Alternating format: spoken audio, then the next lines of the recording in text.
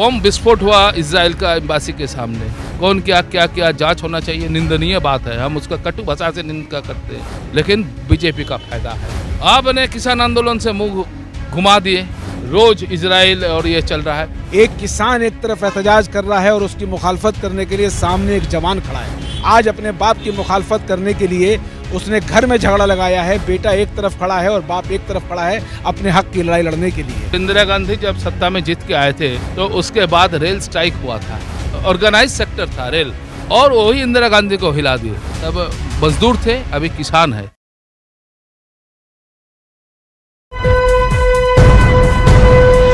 Live TV, सच सबसे आगे। आज गांधी जी का पुण्यतिथि है और मेरे पीछे देखिए ये गांधी जी के से जुड़ा हुआ ये इलाका, ये घर है जहाँ पे गांधी जी का स्टैचू बना हुआ, और साथ ही साथ जो है आज पूरे देश भर में किसान आंदोलन चल रहा है। तो दूसरी तरफ भारतीय जनता पार्टी, या आप कह सकते हैं कि उत्तर प्रदेश पुलिस जो है किसानों के ऊपर जिस तरह से जुल्म कर रही है, तो उसको लेकर आज जो 1948 में जिस तरह से गांधी जी के साथ मामलात हुआ, आज ठीक दिल्ली में किसानों के साथ वैसा ही हो रहा है। पिछले 6 साल ये मोदी जी के नेतृत्व में जो सरकार चल रही है दिल्ली में, उसी में हिंदुस्तान का, यह भारत देश का निधन हो रहा है। न केवल 48 में महात्मा गांधी का निधन हुआ है आरएसएस के द्वारा, और न केवल किसानों का भी हत्या हो रहा है, उसका अपने भी लोग मर रहे हैं, सुसाइड भी कर रहे हैं और लोगों को मार भी रहे हैं, पीट भी रहे हैं, लेकिन पूरा देश खत्म हो चुका है। आर्थिक रूप से शायद हिंदुस्तान की इतना स्थिति, ऐसा स्थिति कभी नहीं हुआ। आज जो किसान के साथ मार रहा है, ये जो बीजेपी अपने आप को गांधीवादी कहती है और 2014 से लगातार गांधी जी के आदर्शों को लेकर चल रही है। पटेल जी का 3000 करोड़ का मुजस्समा बना दिया, मगर ये लोग जो सर्टिफिकेट बांट रहे हैं, यही में से कुछ लोग हैं जो गांधी जी के हत्या का जश्न मनाते हैं, गोडसे की मूर्तियां बनाते हैं, सावरकर को भारत रत्न देने की बात करते हैं। बहुत अफसोस और शर्म के साथ मैं ये बात बोलना चाहता हूँ कि ये लोग इतने बेशर्म लोग हैं कि इनको ज़रा सी शर्म नहीं है। आपको मालूम होना चाहिए कि हिंदुस्तान का एक बहुत मशहूर नारा है, जय जवान और जय किसान। लेकिन आज अगर आप टिकरी बॉर्डर पर खड़े होकर देखेंगे, जिस तरह से हम लोग अपने घरों में बैठकर देख रहे हैं, एक किसान एक तरफ एहतजाज कर रहा है और उसकी मुखालफत करने के लिए सामने एक जवान खड़ा है। अगर आप इसको थोड़ा सा गहराई में जाकर देखेंगे तो आज बाप और बेटे का मुकाबला हो रहा है। उसी किसान का बेटा फौज में है, किसी मंत्री का बेटा फौज में नहीं है। आज अपने बाप की मुखालफत करने के लिए उसने घर में झगड़ा लगाया है। बेटा एक तरफ खड़ा है और बाप एक तरफ खड़ा है अपने हक की लड़ाई लड़ने के लिए। गाजीपुर में और बागपत में और सिंगो बॉर्डर पे जिस तरह से किसान को मारा गया, और जो बीजेपी के जो कार्यकर्ता है वही लोग जो है रैली में सबसे आगे थे, चाहे दीप सिद्धू हो या और भी दूसरे लोग हो। तो ये किस तरह का पूरा मोनोपोली है कि खुद के लोगों को ये किसान आंदोलन का जो नेतृत्व है ना, मैं दो चीज का मैं सिमिलरिटी आपको लेता हूँ। इंदिरा गांधी भी बहुत ताकत लेकर सत्ता में आए थे, और इंदिरा गांधी जब सत्ता में जीत के आए थे तो उसके बाद रेल स्ट्राइक हुआ था। जॉर्ज फर्नांडिस नेता थे। रेल स्ट्राइक के समय वो ऑर्गेनाइज सेक्टर था रेल, और वही इंदिरा गांधी को हिला दिए। ये अनऑर्गेनाइज सेक्टर है, तब मजदूर थे, अभी किसान है। और अनऑर्गेनाइज्ड लोगों का लीडरशिप में, मतलब उसको तो देखो, मैं यार पे बात करना चाहता हूँ, जो वहाँ पर तो वो लोग जैसा हो उसका परमिशन दे दिए, चलो तुम ट्रैक्टर रैली करो, लेकिन उसके हाथ में शायद किसानों के जो लीडरशिप थे, शायद ऐसा कोई मतलब इंस्ट्रूमेंट नहीं था, ऐसा कुछ उसका स्ट्रक्चर नहीं था जो हर लोगों को देख के ये हमारा ही आदमी है, हमारा ही जुलूस में चल रहा है, ऐसा कुछ कर सकते। तो अब तो जानते हैं क्या है। सिर्फ इतना ही नहीं है, और जिस तरह से एक दहशतगर्द को सर्टिफिकेट देने की बात है, इन लोगों ने पूरे हिंदुस्तान में मनमानी चला रखी है। जिस तरह से इन लोगों ने इखलाक के मारने वालों को, शुरुआत महात्मा गांधी से हुई, महात्मा गांधी के मारने वालों को, इखलाक के मारने वालों को, जुनैद के मारने वालों को, वेमुला के मारने वालों को, जिस तरह से उन्होंने दहशतगर्दी की इंतहा की थी, आज उन सभी लोगों को सर्टिफिकेट देने की कोशिश की जा रही है। और ये साबित करने की कोशिश की जा रही है कि वो लोग हिंदुस्तान भगत हैं, हिंदुस्तान के माने रखवाले हैं और हिंदुओं के रखवाले हैं, जबकि ऐसा कुछ नहीं है। ये सिर्फ आम लोगों के चेहरे पर एक नकाब उड़ाने की कोशिश है। अच्छा, ओनोनिका मैम, ये है कि आज जो है गांधी जी की डेथ एनिवर्सरी पुण्यतिथि है, पूरे देश भर में गांधी जी के आइडिया को बीजेपी फैलाने की बात तो करती है, मगर जिन्होंने गांधी जी के हत्यारे को देशभक्त का, उनको लोकसभा में भेज रही है। अभी गाजीपुर, बागपत और सिंगू बॉर्डर में जिस तरह से किसानों के साथ अत्याचार हो रहा है लगातार, तो उससे नहीं लगता है कि गांधी जी की आइडियोलॉजी को ये लोग जो है झूठे तरीके से प्रोपगेट कर रहे हैं। एकदम ही झूठे तरीके से वो लोग ये समझना चाहते हैं, क्योंकि ये तो उन लोगों का जो बात है वो तो बोलने के लिए है, लेकिन करने के लिए तो नहीं है। क्योंकि गांधी जी का जो आइडिया है वो जो सारा भारतवर्ष में हम लोग वो लेकर चलते हैं, क्योंकि जो सेकुलरिज्म का जो बात है, रघुपति राघव राजा राम ईश्वर व अल्लाह तेरो नाम सबको सन्मति दे भगवान, ये तो गांधी जी का बात थे। लेकिन आज देखिए जो बीजेपी वाला जो करते हैं और स्वराज का जो भावना गांधी जी का थे, आज वो सबको वो एकदम नष्ट कर देना चाहते हैं। इसीलिए किसान आंदोलन पर ऊपर वो लोग इतना अटैक करते हैं, किसान आंदोलन को तोड़ देना चाहते हैं। पीछे गांधी जी का स्टैचू है, फूल जरूर डाल दिए गए हैं, गांधी जी के विश्वासों को लेकर बात होती है, मगर जिस तरह से इस देश में गांधी के विचारों को लेकर जिस तरह से भारतीय जनता पार्टी आवाम के साथ खिलवाड़ कर रही है, या जो गांधीवादी है उनके साथ खिलवाड़ कर रही, मुझे लगता है कि गांधी जी के असूल को फिर से लोगों के बीच जिंदा करने की जरूरत है। अमित शाह को बंगाल आने वाला थे और कल रात को आज उनका प्रोग्राम था, और कल हावड़ा में एक योगदान मेला लगाया है। मैं ये भी कहता हूँ, देखो बम विस्फोट हुआ इजराइल का एम्बासी के सामने, कौन क्या जांच होना चाहिए, निंदनीय बात है, हम उसका कटु भाषा से निंदा करते हैं, लेकिन बीजेपी का फायदा है। कैसे? देखो बंगाल में आते और बोनगा में जाते, वहाँ जाके मथुआ के बारे में कहते, सीएए के बारे में कहते, भलाई वहाँ ठीक होता, असम जल जाता, नॉर्थ ईस्ट जल जाता। मैं इसमें मैं आपके सामने में जो कहता हूँ, जो अगर आप सोचना है तो सोचिए, आपका जो लोग समझ रहे हैं तो समझे, आप लोग भी समझे, यंग पत्रकार है। आपने किसान आंदोलन से मुंह घुमा दिए। अब देखिए वहाँ पर क्या है, अभी रोज इजराइल और ये चल रहा है। आपको केवल किसी ना किसी मुस्लिम कंट्री को चाहिए जो हिंदुस्तान के खतरा बन के दिखाई देता है, हाँ? तो ये आखिर लोग कब समझेंगे? मैंडेट उन्हीं के साथ है, बिहार मान लीजिए मैंडेट। मैं दुख के साथ कह रहा हूँ, लोग समझ गए हैं, आप भी समझ गए, हम भी समझ गए, जितने हमारे दर्शक है वो भी समझ गए। अगर आज मोदी सरकार बजीद होकर बैठी है कि वो उन पूंजीवादियों के लिए काम करेगी, तो किसान और हिंदुस्तान का हर एक आदमी ये भी अपना तहिया करके बैठा है कि ये लड़ाई जितनी भी दूर जाएगी हम लोग इसको उतनी आगे लेकर जाएंगे, और अपने उस हक को हासिल करने के लिए, उन 3 काले कानूनों को रद्द करने के लिए जिस हद तक भी कोशिश की जाएगी, जिस हद तक भी तहरीक की जाएगी, हम लोग मुनज़्ज़म होकर तहरीक करेंगे।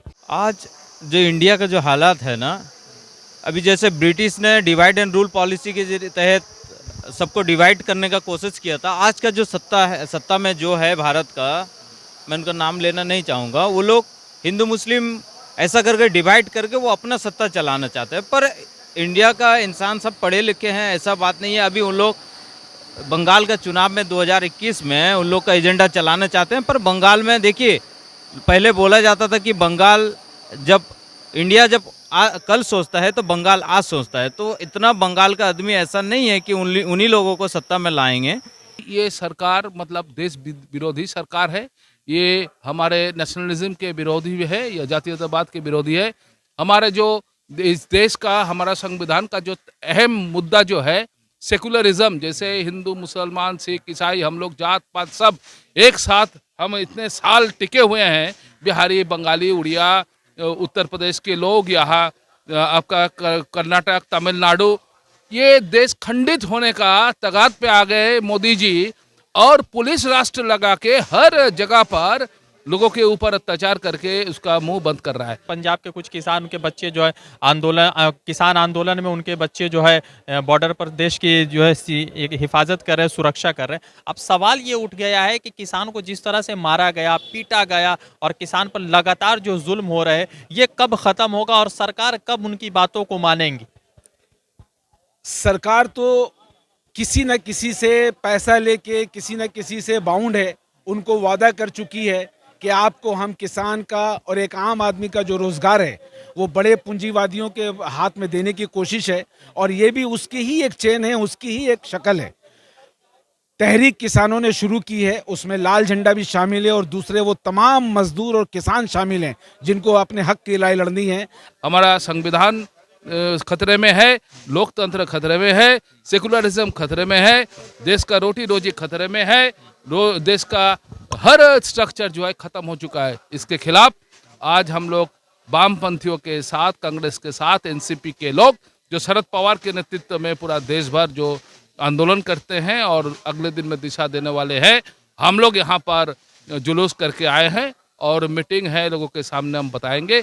बंगाल में जो चल रहा है, बीजेपी जैसे काम कर रहा है, हम समझते हैं बहुत खतरे में हम लोग पड़े हुए। किसान आंदोलन पे जो है अन्ना हजारे जन लोकपाल बिल लेकर आए थे जब 2014 चला था, कहीं ना कहीं बीजेपी को फायदा मिला। आज वो रैली निकालने की या अनशन पर जाने की बात कर रहे थे मगर फिर वो वापस हो गए। तो ये सब चीज़ तो कहीं ना कहीं ये दर्शा रहा है कि वो भी बीजेपी के आदमी हैं। असल में बीजेपी सरकार आने के बाद उसने यही किया है कि जो सेकुलर लोग थे, जो इंटेलेक्चुअल थे, जो मीडिया थी, जो कोर्ट था, जो सीबीआई था, जो आज़ाद जो गवर्नमेंट के जो महकमे थे, उन सबों को कब्जा करने की कोशिश की गई है। एक आम आदमी का काम न करके बल्कि जो अफसरशाही हैं उनके ज़रिए से लोगों पर हुकूमत करने का जो एक डिक्टेटर वाला रवैया था, बीजेपी और मोदी की सरकार यही काम अंजाम दे रही है। ये जो बीजेपी है गांधी जी के साथ है या गोडसे के? क्योंकि प्रधानमंत्री ने कहा जब ये प्रज्ञा ठाकुर का बयान आया जब वो 2019 में लोकसभा के लिए चुनी गई, दूसरी तरफ लोकसभा में उनके साथ बैठते भी हैं मोदी जी, तो ये आखिर है किनके साथ? गोडसे वाले हैं या मोदी जी गांधी वाले? आज के दिन में मोदी अमित शाह के नेतृत्व वाले बीजेपी ना गांधी के साथ है ना गोडसे के साथ है, वो है अडानी अंबानी के साथ। सुनो, 30,000 रुपया खर्चा करके चुनाव जीतने वाले, 30,000 करोड़ रुपया खर्चा करने के चुनाव जीतने वाले लोग अगले दिन में 1 लाख करोड़ रुपया खर्चा करके चुनाव जीतने का प्लान बना रहे हैं। इसी का ही चल रहा है और कोई मुद्दा है ये नहीं। इस देश में पावर पॉलिटिक्स में कभी सत्ता हासिल करने के लिए कभी हिंदू का नाम लिया जा रहा है, कभी मुसलमान का नाम लिया जा रहा है, कभी गांधी का नाम, कभी किसी के नाम, लेकिन भाड़ में जाए महात्मा गांधी, है तो केवल सत्ता। अभी जो है देश का 5 ट्रिलियन वाला इकोनॉमी और साथ ही साथ जो है हिंदुस्तान जो है सुपर से कंट्री बन गया, तो कैसा लग रहा है? वो सुपर कंट्री सिर्फ कागज़ में है और सिर्फ मोदी और अमित शाह की ज़ुबान पर है और इसके अलावा कोई सुपर कंट्री नहीं है। क्योंकि आप देख रहे हैं कि हिंदुस्तान में माशियत की क्या हालत है। रोज़गार ख़त्म हो गया है, हेल्थ का ताल्लुक़ ख़त्म हो गया है, तमाम सरकारी कंपनियों को अमीरों के हाथों में बेचा जा रहा है। इसके अलावा कुछ नहीं बचा है। एक आम आदमी से, एक बाज़ार में, एक नौकरी पेशा से निकल के ज़रा पूछिए कि हिंदुस्तान की माशियत कहाँ है और हिंदुस्तान कितना सुपर पावर है। पिछले 6-6.5 साल मोदी जी का, मतलब हम लोग गाय का जो कहानी सुनते थे ना, वो गाय का कहानी, मतलब वो एक लड़का, उसका कोई कुछ लिखना नहीं आता था, केवल गाय का लिखना आता था। तो वो क्या करते, उसका शेर का आ गया ऐसे एग्जाम में लिखने के लिए, वो लिखा शेर गाय खाता है बोल के गाय के ऊपर लिख रहा है।